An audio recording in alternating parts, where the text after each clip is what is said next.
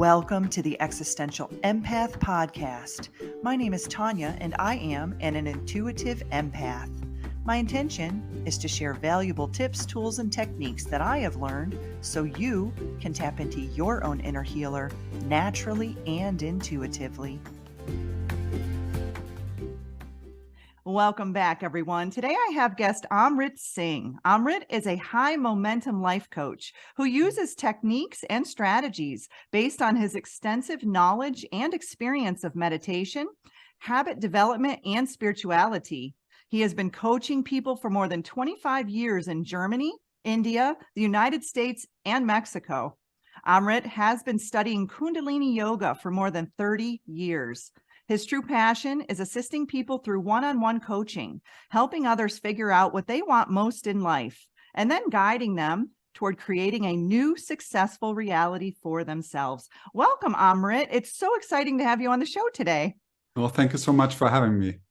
So you and I are going to dive into Kundalini, awakening the sacred vital force energy within. So I have had a lot of clients ask me about Kundalini, and I know it was divine intervention that you came into my life because I had been searching for a guest to come on and talk about this. And I've had clients ask me about their own Kundalini awakening and if they're going through one and how do they know? And I'm like, I do not know what to tell you, but I can just share my own personal experience. So with you having 30 plus years in Kundalini Yoga, which I've had a yoga practice for, probably at least 20 years. That's probably where I first started my spiritual journey. And so let's talk about Kundalini. What is Kundalini? Yeah, I would start by Kundalini is just a word which kind of stuck. And so that's a word describing something which our human bodies are capable of achieving. And now we're calling it the Kundalini energy rising. You could also call it something else. And many other traditions are calling it different things, and they don't refer to it as the Kundalini.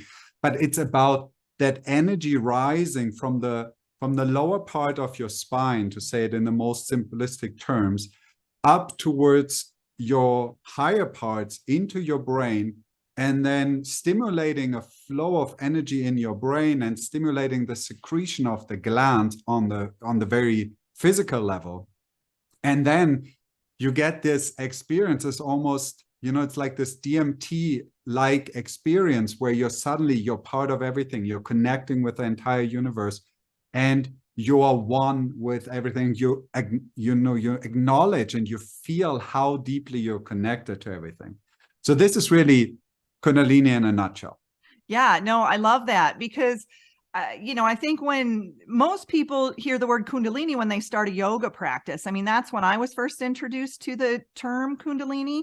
And then as I started on my spiritual journey, a lot of people would talk about the concept of a Kundalini awakening. And so let's talk a little bit about that. When your Kundalini awakens, what is that? And can this happen more than once, throughout your lifetime?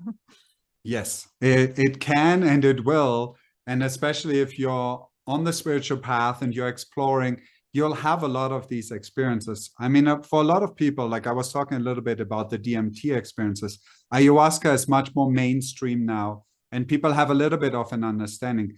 That's really just a plant medicine guided Kundalini awakening, and your energy flows up, you're having the experience, then your liver transforms the poison or the medicine out of your system, and you're going right back to normal. You think, oh my God, what just happened? What, this is me? How can that be me? And then the mind tries to figure things out, and our small little mind is struggling with those kinds of things. Yeah. And so I've had people tell me that, because we can produce DMT in our body through our breath. Can you share a little bit about that and how we can activate what are some ways we can activate our Kundalini, I guess? I mean, yeah, it's so many things. And this is where what I liked about Kundalini Yoga, it was a very simplistic and very practical way for a beginner or an advanced practitioner to learn and play with it in a very safe and guided environment. And so that's what I like about Kundalini Yoga. It's when you open a book with kriyas with Kundalini Yoga in it, it's very specific. It says, do this for 3 minutes, do this for 2 minutes, then breathe like this, and lie down and relax like this, and do a meditation. And it's designed to facilitate a smooth and safe way of allowing the Kundalini to rise, rather than forcing it up your spine. What we do in the practice of Kundalini Yoga is we're kind of, opening the pathways, opening the highways for that energy to travel. It's like when you got a lot of traffic going from LA to New York, and you have this tiny little road, right? And then you're trying to get all that traffic channeled through there, or you're building this big 6-lane highway. So then when this big flow of energy comes to the big highway, now suddenly the road is prepared and it can maintain the flow of energy.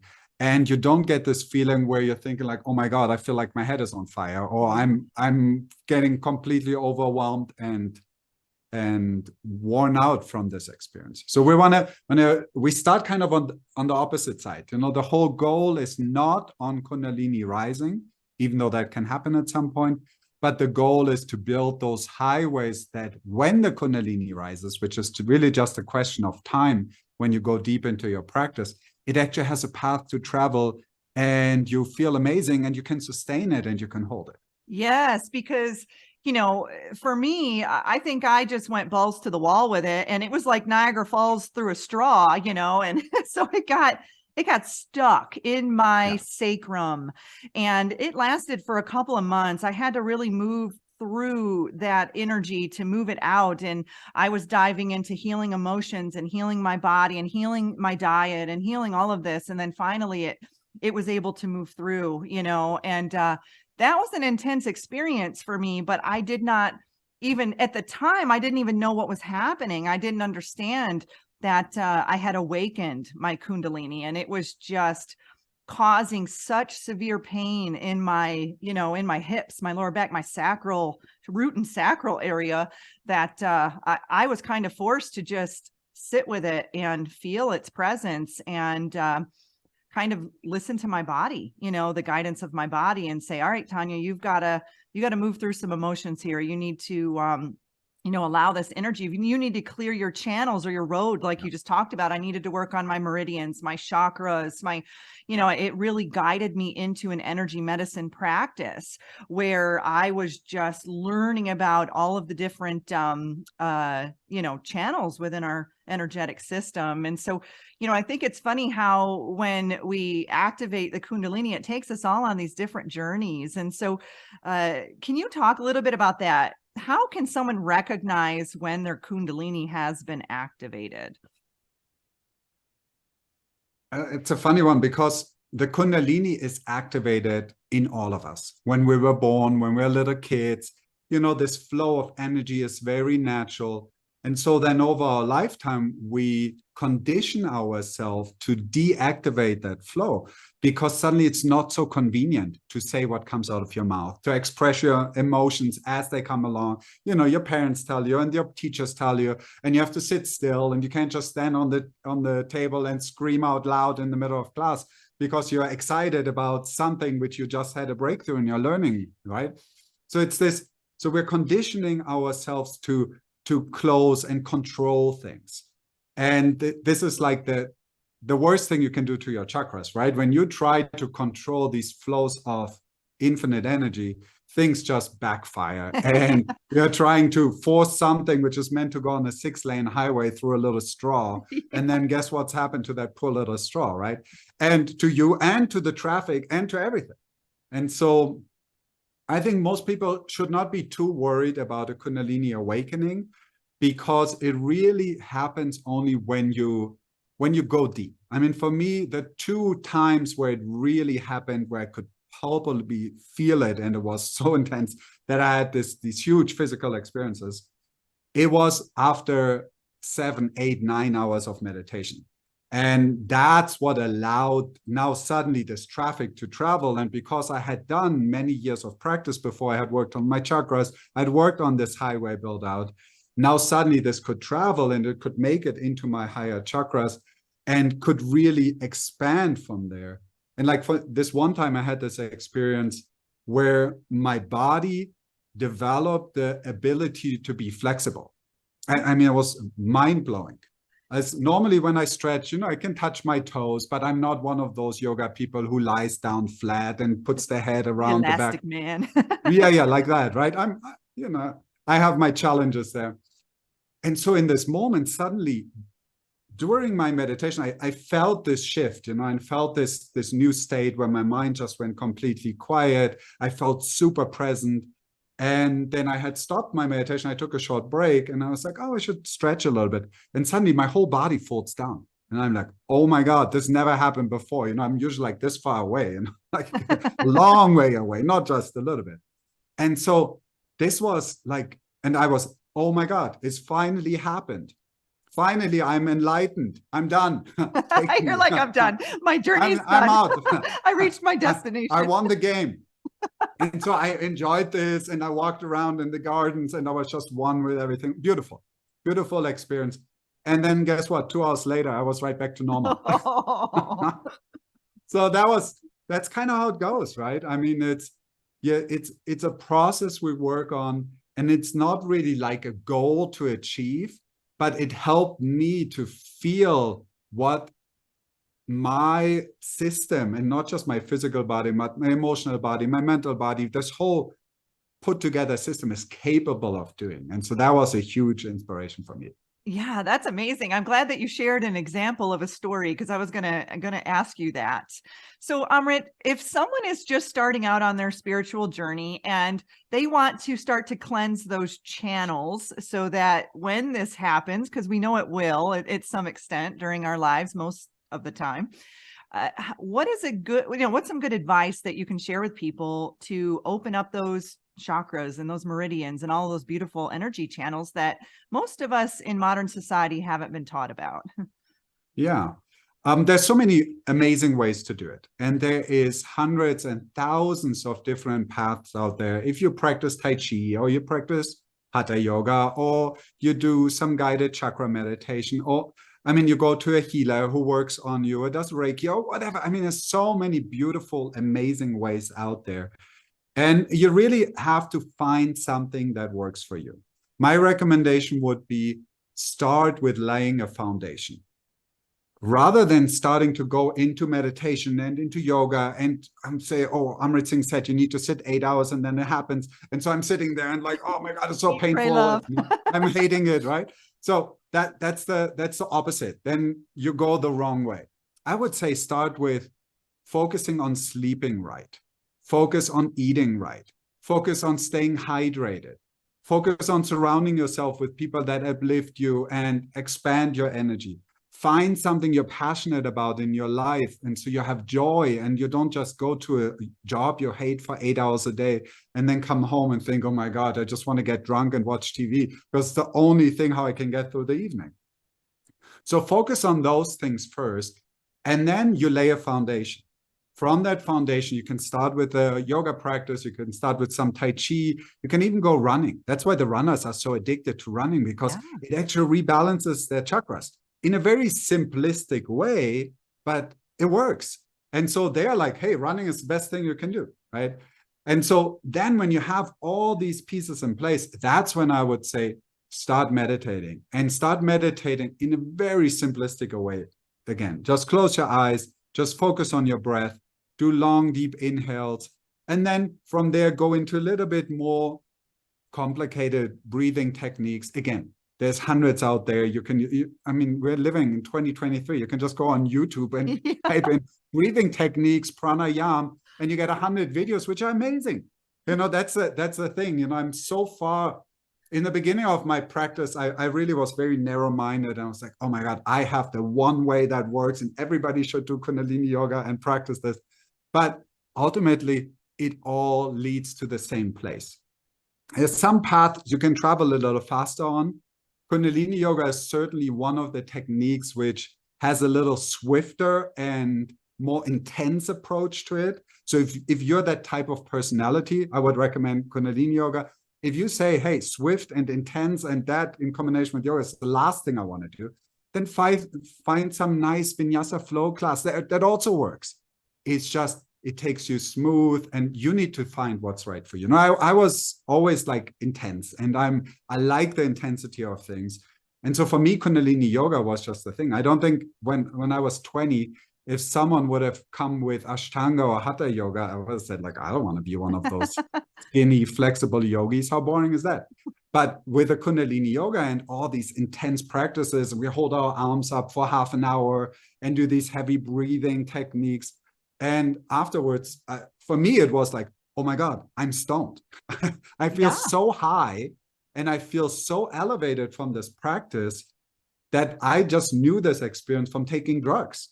And I was like, oh my God, I can achieve the same high without putting substances in my body. How amazing is that? It is amazing. And so basically what you're saying is we don't need to travel to India to an ashram and fast for 40 days, like we're beginning to. No, exactly. I mean, it works. That's what I did. I lived for 20 years in India. It works. It's super cool, because one of the cool things of living in India in an ashram is suddenly there's no distractions. Yeah. Suddenly it's normal to meditate 3 hours, 4 hours, 6 hours a day, because everybody does. And you're not the weird guy. And it's normal to put something on your head or grow your beard or do these things where in the Western world, people are like, oh, wow, that's like you're interviewing Osama bin Laden today. What's going on? You know? Or chanting. Yeah. Mm-hmm. Exactly. So, and I went to Turkey, and I noticed that when I was there, they were doing the call to prayer, and my goodness, my whole body started buzzing. That was one of the most amazing experiences I had ever had, because here in the States, you don't hear that. You don't hear all of the churches and everyone, chanting. And that was amazing. My body loved that. Some people might think that was fearful, but for me, I really, kind of sat into that and really enjoyed that sound. And I think too, that's one thing that activated my Kundalini, or, it's already activated, but had it rise, was toning and resonance and humming and oming and, utilizing that within my chakras. So I like that you explained there's so many basic things that we can do to clear these channels. And it doesn't have to be a grandiose travel, across the world to go do this. You can go, out to a park. You can go out into your backyard. You can, just sit there. And if you have a hard time meditating, then maybe start with a guided meditation. I love chakra balancing guided meditations. That's something that I listen to that just allows my conscious mind to shut off, to allow that, the toning, to come through. And I feel like $1,000,000 after I listen to that, and so, what does your daily practice look like, Amrit, when, because I know you've been doing this for a long time and you have a lot of experience. So tell us a little bit about, what does your morning look like when you wake up in the morning? How do you start your day? Yeah, I usually wake up early, and I like waking up early, much to the detriment of my wife, who is like, oh my God, you have to go to bed every day at 9 or 10, like super early for her, because she just wants to be awake and enjoy this time we have when the kids are in bed. And I'm just like, hey, this is my priority. I love waking up at 5, but I don't wake up at 5 if I go to bed at midnight. It just doesn't go together. I can do that for a day or two, but by day 3, I'm complete toast, and then I don't want to live on 6 cups of coffee a day just to function. So for me, I found that my priority is to wake up early. So first thing I do is I go to bed early. I do a lot about sleep. I work very specifically on my sleep over the last couple of years, and I really fine-tuned it to this very fine-tuned machine to be able to sleep right and sleep in a certain way and sleep in a way that serves me, so that when I set my alarm clock for 5 in the morning, I wake up at 4:55. That's how it has to be for me, because I've done the other thing where I only slept like 3-4 hours a night and forced myself and then meditated in the morning, and it was horrible. I keep falling asleep. Driving a car on the highway was not even possible, because every time, like 15-20 minutes into it, I'm realizing I'm like going off to the side. Super dangerous stuff. So I had to learn all these things, and I wish someone would have just told me at the time, say, focus on those things first. You want to meditate in the morning? Don't eat a huge meal with a huge piece of meat at 8:30 at night. and then wonder why you cannot connect to your body and to your higher channels at 5 in the morning and meditate, and you're feeling exhausted and tired. You drink half a bottle of wine right before you go to sleep. Guess what? Your sleep is not as relaxing as if you would have not drank that wine. Yeah. And again, has nothing to do with alcohol being good or bad, has to do with what do you want from life? And your body, do you want to wake up or not? Right? Yeah. So you choose. And this is what I like about it so much, that we have the ability to make our own choices and say, like, I want to be up in the morning. So long way to answer your question. So I wake up, and then I do some sound and mantra practices, which are from the Sikh tradition, which I connect with very deeply in a practical way.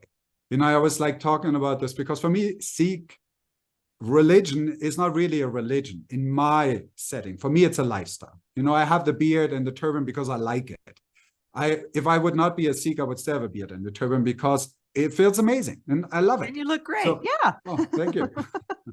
So for me, this is really like, okay, why am I doing this? So I do this prayer in the morning, which is a 20-minute prayer, which I have a version which goes over an hour, which I really like a lot. It has to call and answer, a little bit similar to what you were talking about, the experience in Turkey, where you heard the sound current. And so I really connect with that deeply. And I like connecting with the sound current because it allows my mind to be there in a matter of seconds. Yes. And this is really like a thing which I learned. The difference between me being a meditator for 30 years or someone who's been meditating for 3 days is not even how deep can we both meditate.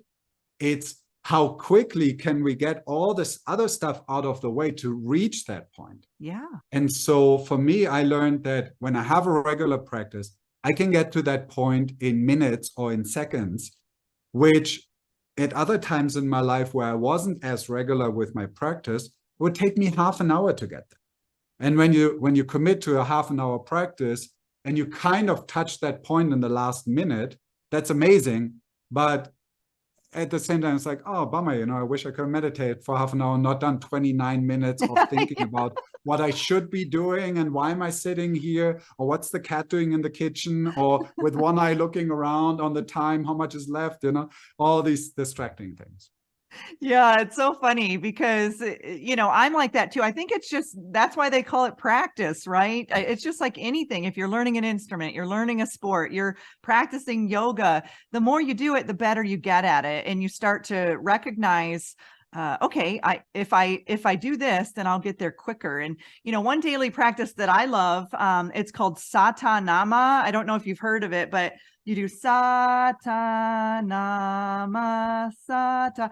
I love that because what it's doing when you're using your fingers and the chanting, you're resetting the neurotransmitters in your brain. So you're using both sides, of the brain. And it's funny because when I'm doing that, it's almost like my conscious mind is busy and it allows my subconscious to come forward. And I've had so many breakthroughs or downloads of information come through just doing that simple Satanama. And there's one on YouTube that they chant it and I listen and I speak it. It's amazing. It's one of the top 3 meditations in Kundalini Yoga. That's probably one of the first ones that I learned and I started, and I still do that to this day. That was probably 20 years ago. I learned how to do that. And because you say it and then you whisper it and then you just say it in your mind and then you go back to whispering it and saying, oh, it's fascinating.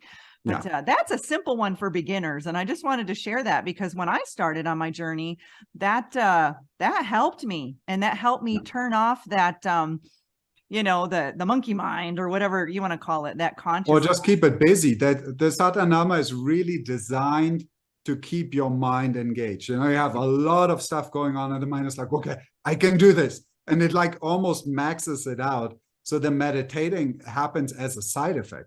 Because true meditation for, when you're really at an advanced level is really just to be in complete peace, be quiet, have your eyes closed and just be. But that's not where we start. That's the ultimate outcome. That's a place to get to. And even for me, this is the place I get to after 5, 6, 7 hours of meditation. And then comes a point where especially when I meditate with a mantra over longer periods of time, where the mantra just stops, not because my mind wants to stop it, but because everything goes quiet. And that's when I enter deep meditation.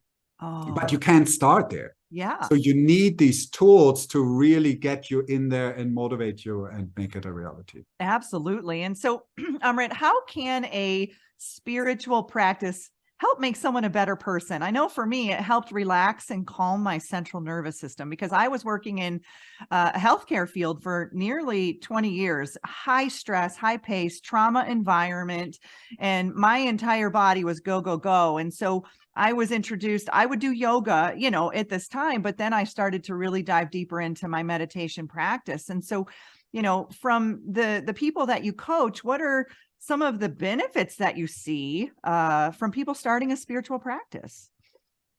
Yeah, I would almost start a point before that, because one of the biggest issues we have as human beings is that we believe everything we think. And so when someone comes up to us and says, hey, you're kind of a little bit irritable, right? And you're like, I'm not. Why are you talking about? Oh, well, that's like, what a outrageous. And I love that Snickers commercial, are you hungry? And then they hand them the Snickers and he eats the Snickers. He's like, oh, wow, I feel so great now. This is kind of the starting point. First, you have to recognize that you're out of whack. Mm-hmm. And if you don't have kind and caring people around you who will feedback that to you and help you, hand you that Snickers, or just say like, hey, maybe it's a good time for you to go do your meditation right now. Go take a nap. You're like, who are you telling me? Right? So it's this is the first step. First, you have to connect these points. And then you have to say, when I walk around and I think I'm surrounded by assholes and my dog is an asshole too, that's probably the point where that's probably a good reflection that I'm an asshole. Yeah, possibly, because obviously I don't believe it, because obviously I'm right, but that's usually, for me, that's how I measure it. And so when I come to this point where I can get my mind to say I am off, and that's when I can go inside and start my breathing practice and start my meditation practice and start my yoga, or go for a walk or go for a run, or just take care of myself in a way where I create space for my body to recalibrate by itself. And then suddenly I come back in the same situation and I'm thinking, wow, all these people improved so much in the last hour. And my dog got better too. This is amazing. So this yoga stuff works. Yeah, it does. And so it's how good I that you motivate look at people. that, because you're like, okay, everyone around me seems irritated and irritable. I've got to take a step back and look at my energy. What energy am I putting out into the world right now that is creating everyone around me to be irritable? And it's really just expanding your consciousness around that and having a deeper understanding that our energy is powerful, and what we put out into the world comes back to us, and so let's talk a little bit about your business and how you coach and, the types of things that you help people with. Well, so what I do mostly is I focus on one-on-one coaching, and the clients I take on over a period of minimum of 6 months. Sometimes I take them on for a year. And we set up a schedule where over that 6-month period, we meet every 2 weeks, and we really stay focused on where we want to go. So that's kind of the framework. And then in addition to that, I'm available for my clients, because I find that, after you have a session with someone and then 2 days later, they implement these newfound ideas, and then they have to wait for 12 days till they have you on the phone again. So I'm available for my clients in this way. So I also only take a limited amount of clients on, because that allows me to be fully present and serve them in the highest way possible. So you offer remote sessions for people? They don't have to physically be there where you I do everything remote. Okay. Since Zoom came along during COVID, I realized, oh my God, this is amazing. This just works as well, even better, because it allows my client not to have to sit in a car, not to get distracted. They can do it from their home. They can do it in the lunch break, from the office or whatever. And really, this connection in real time through Zoom is, we as human beings, we have this capacity to connect with each other. Mhm. And I can connect to you sitting all the way, like, 2,000 miles away from me, by seeing you on the video feed, by hearing you. Those are just two tools, right? We could do this without the video and without the sound, and we could still connect. Yeah. Because as human beings, we have the capacity to do so. So having the video and the sound is really just a tool to do that with ease. Yeah, I love that. I'm very similar to you. I do all my sessions remotely, and my friends will joke because I'm like, I'm pretty good without physically seeing people, because all day I'm on podcasts or I'm connecting with clients, and I feel my tank is getting full with connection. And so we are moving into a new way of living, I feel here on the planet. And, don't underestimate the power of connecting through virtual, just like you and I are right now. And I think it's all energy, right? We're all energy based. And so we can connect. It's like a Bluetooth. We can connect. Yeah, I actually found that connecting remotely is much more efficient and much deeper and much finer compared to you and I being in the same room together physically, with all the other distractions which come with a physical connection, which take away from that deep, spiritual connection, which can happen in that moment. I agree, because I feel like when you're in your own energy, you're in your own space. Even as a practitioner, if I'm seeing several clients a day, I know that I'm in my own space and I'm connecting with them, online, but I can still be in my own energy space. And versus having clients rolling into my home, or my office all the time, it's harder for me to stay balanced and grounded in that. So I agree with you on that. I think the future of remote sessions is definitely upon us. So Amrit, how can people connect with you? How can they reach out to you if they feel guided to do so? They can have a look at my website. They can find me under coachingnow.info. But the much more fun way to reach out to me is through TikTok, because I started working with TikTok about a year ago, and I love it. I really, I never connected with Facebook and Instagram. I think it had to do with that I was living in India, kind of under a rock somewhere. And so I wasn't so involved in that. But now coming back into the real people world, I saw TikTok coming up and I was like, oh my God, this is new. I knew right off the bat that this is going to be the next big thing. And so I'm excited about TikTok. So I post a video every day on TikTok. And so you can find me there under Amrit Singh with my last name, Range.